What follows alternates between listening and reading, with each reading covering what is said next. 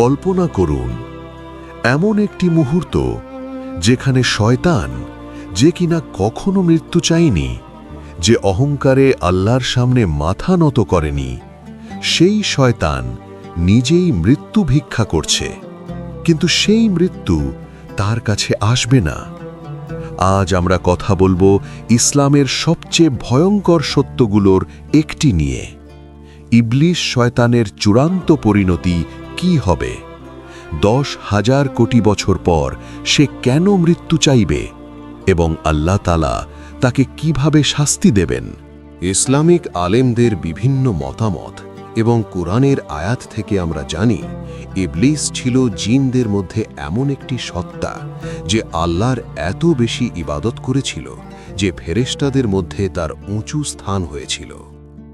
আল্লাহ কুরআনে বলেন, এবং স্মরণ করো যখন আমি ফেরেশতাদের বললাম আদমকে সিজদা করো, তখন ইবলিস ছাড়া সবাই সিজদা করল। সে অস্বীকার করল এবং অহংকার করল। সে কাফেরদের মধ্যে হয়ে গেল। সূরা বাকারা 34। এই একটি মুহূর্তে, এই একটি অস্বীকৃতিতে যে সত্তা হাজারো বছর ইবাদত করেছিল সে ধ্বংস হয়ে গেল, কারণ অহংকার, কিবর, এটাই তার পতনের কারণ। আল্লাহ জিজ্ঞেস করলেন, তোমাকে কে বাধা দিল সেজদা করতে যখন আমি তোমাকে আদেশ দিলাম? ইবলিস জবাব দিল, আমি তার চেয়ে ভালো। তুমি আমাকে আগুন থেকে বানিয়েছ আর তাকে বানিয়েছ মাটি থেকে। এই বাক্যটি বিশ্লেষণ করুন। ইবলিস আল্লাহকে চ্যালেঞ্জ করল না, সে আল্লাহর অস্তিত্ব অস্বীকার করল না, কিন্তু সে নিজের বিচার বুদ্ধিকে আল্লাহর আদেশের উপরে রাখল। এটাই ছিল তার সবচেয়ে বড় পাপ। আল্লাহ তাআলা তখন ইবলিসকে অভিশপ্ত করলেন, তাকে জান্নাত থেকে বিতাড়িত করলেন। কিন্তু এই মুহূর্তে ইবলিস কি করল? সে ক্ষমা চাইল না, অনুতাপ করল না, বরং সে একটি ভয়ঙ্কর দাবি করল। ইবলিস বলল, আমাকে কিয়ামত দিবস পর্যন্ত অবকাশ দাও। আল্লাহ বললেন, তুমি অবকাশ প্রাপ্তদের মধ্যে রইলে। ভাবুন একবার, ইবলিস অনুতাপ করেনি, বরং আরও বেশি সময় চেয়েছে পথভ্রষ্ট করার জন্য। সে বলল, যেহেতু তুমি আমাকে বিপদগামী করলে, আমিও তোমার সরল পথে বসে থাকব। সামনে থেকে, পেছন থেকে, ডান থেকে, বাম থেকে তাদের কাছে আসব। তুমি তাদের অধিকাংশকে কৃতজ্ঞ পাবে না। এখন আসি সবচেয়ে চমকে দেওয়া অংশে। ইবলিসকে কিয়ামত পর্যন্ত অবকাশ দেওয়া হয়েছে, কিন্তু কিয়ামতের পরেও কি শেষ হয়ে যাবে সব? না, কিয়ামতের পর শুরু হবে হাসরের ময়দান, তারপর হিসাব, তারপর জান্নাত ও জাহান্নামে প্রবেশ। ইসলামী আলেমরা বলেন, আখিরাত অনন্ত, চিরস্থায়ী। সেখানে সময়ের হিসাব আমাদের দুনিয়ার মতো নয়। কিছু আলেম উল্লেখ করেন, কুরআন ও হাদিসে জাহান্নামের বাসিন্দাদের শাস্তির যে বর্ণনা আছে তা থেকে বোঝা যায় এটি কোটি কোটি বছর ধরে চলতে থাকবে। আমাদের সমগ্র মহাবিশ্বের বয়স এখন প্রায় 1380 কোটি বছর, কিন্তু জাহান্নামের শাস্তি এর চেয়ে অনেক বেশি দীর্ঘ হবে, অনন্তকাল ধরে। এই দীর্ঘ সময়ে ইবলিস যখন জাহান্নামে থাকবে, সে কি অনুভব করবে? সে কি তখন মৃত্যু চাইবে? মৃত্যু কি? মৃত্যু হলো কষ্ট থেকে মুক্তি পাওয়ার একটি পথ। যখন কেউ অসহ্য যন্ত্রণায় থাকে তখন সে মৃত্যু কামনা করে, কিন্তু আল্লাহ তাআলা কোরআনে স্পষ্ট জানিয়ে দিয়েছেন, জাহান্নামবাসীরা মৃত্যু পাবে না। যারা কাফের তাদের জন্য জাহান্নামের আগুন রয়েছে। তাদের মৃত্যুর হুকুম দেওয়া হবে না যে তারা মরে যাবে, এবং তাদের থেকে কিছুটাও শাস্তি লাঘব করা হবে না। সূরা ফাতির 36। আরেকটি হাদিসে রাসূল সাল্লাল্লাহু আলাইহি ওয়াসাল্লাম বলেছেন, কিয়ামতের দিন মৃত্যুকে একটি সাদা ম্যাশের আকারে নিয়ে আসা হবে এবং জান্নাত ও জাহান্নামের মাঝখানে জবাই করা হবে। তখন ঘোষণা দেওয়া হবে, হে জান্নাতবাসীরা, চিরকাল থাকো, আর কোনো মৃত্যু নেই। হে জাহান্নামীরা, চিরকাল থাকো, আর কোনো মৃত্যু নেই। এই দৃশ্য কল্পনা করুন, জাহান্নামীরা যখন বুঝতে পারবে এই শাস্তি শেষ হবে না, মৃত্যুও আসবে না, সেই মুহূর্তের হতাশা কতটা ভয়ঙ্কর হবে। এখন আসি সবচেয়ে গুরুত্বপূর্ণ প্রশ্নে, ইবলিসের নিজের শাস্তি কেমন হবে? কোরআন ও হাদিসে সরাসরি ইবলিসের জাহান্নামের বিস্তারিত বর্ণনা কম আসে, কিন্তু কিছু গুরুত্বপূর্ণ ইঙ্গিত আছে। আল্লাহ বলেন, এবং নিশ্চয়ই জাহান্নাম তাদের সকলের প্রতিশ্রুত স্থান, অর্থাৎ ইবলিস এবং তার অনুসারী উভয়েরই। সূরা সাদে আল্লাহ বলেন, আমার অভিসম্পাত তোমার ওপর কিয়ামত দিবস পর্যন্ত।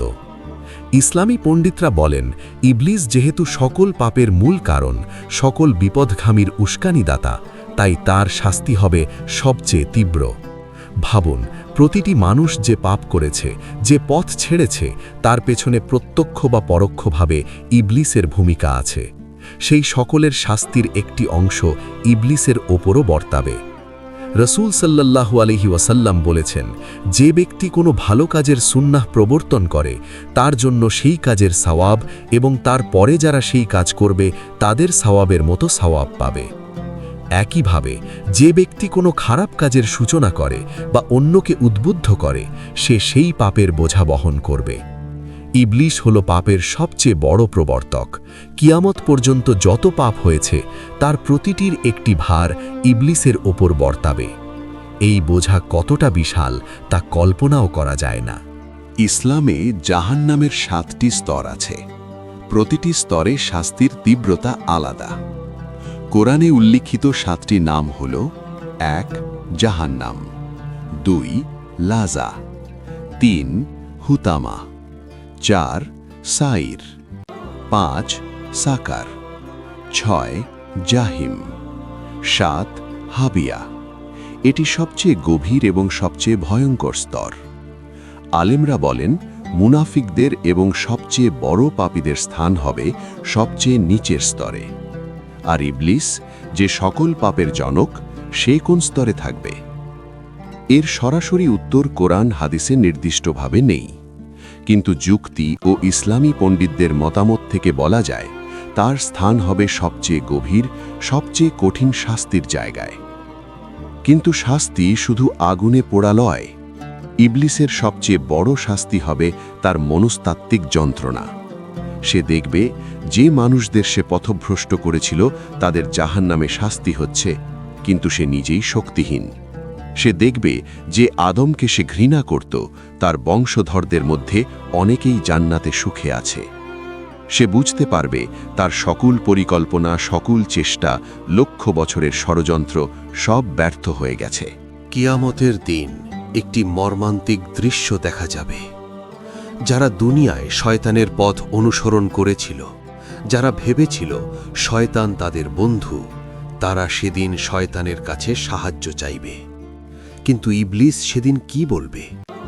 আল্লাহ কুরআনে জানিয়েছেন, এবং যখন বিষয়টি চূড়ান্ত হয়ে যাবে, শয়তান বলবে, নিশ্চয়ই আল্লাহ তোমাদের সত্য প্রতিশ্রুতি দিয়েছিলেন, আর আমিও তোমাদের প্রতিশ্রুতি দিয়েছিলাম, কিন্তু আমি তোমাদের সাথে বিশ্বাসঘাতকতা করেছি।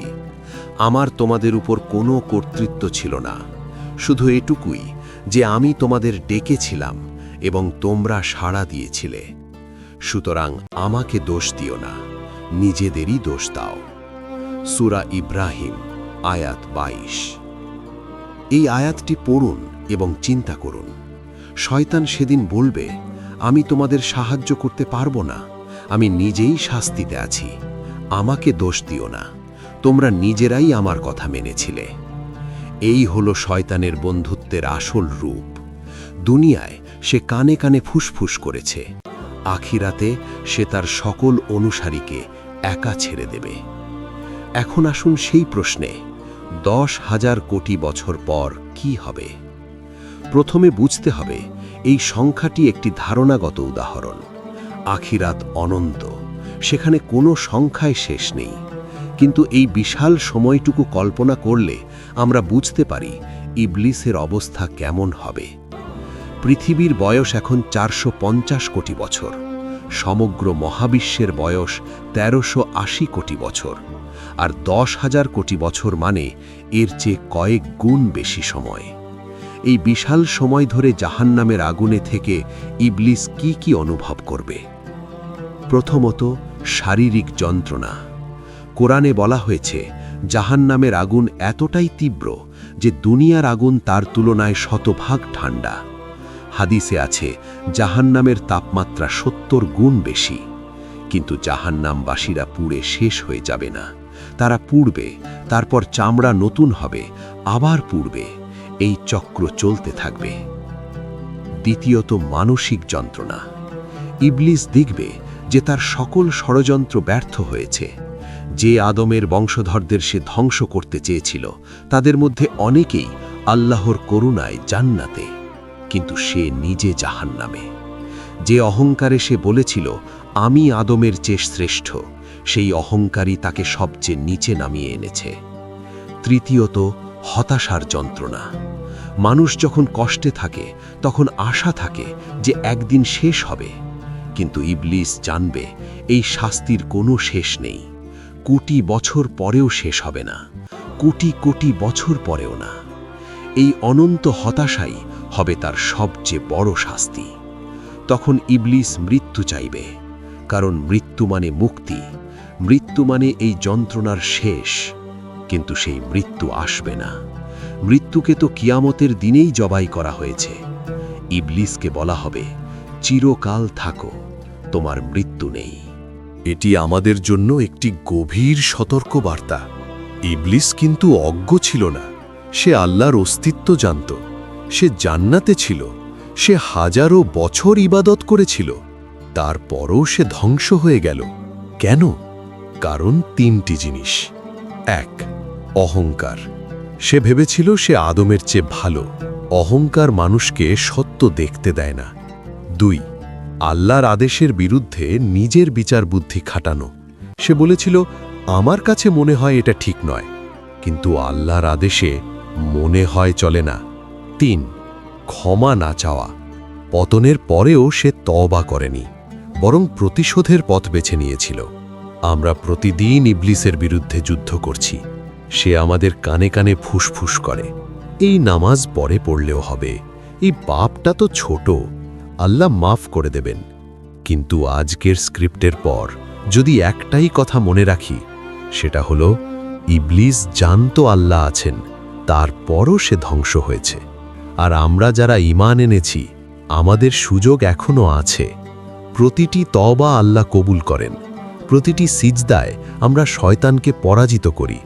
প্রতিবার আমরা হালাল পথ বেছে নিই, ইবলিস পরাজিত হয়। আল্লাহ তাআলা আমাদের জন্য শয়তানকে চিহ্নিত করে দিয়েছেন। সূরা ইয়াসিনে বলেছেন, হে আদম সন্তান, আমি কি তোমাদের থেকে অঙ্গীকার নিইনি যে শয়তানের ইবাদত করবে না? নিশ্চয়ই সে তোমাদের প্রকাশ্য শত্রু। শয়তান আমাদের শত্রু, কিন্তু সে আমাদের শেষ করতে পারবে না যদি আমরা আল্লাহকে ধরে থাকি।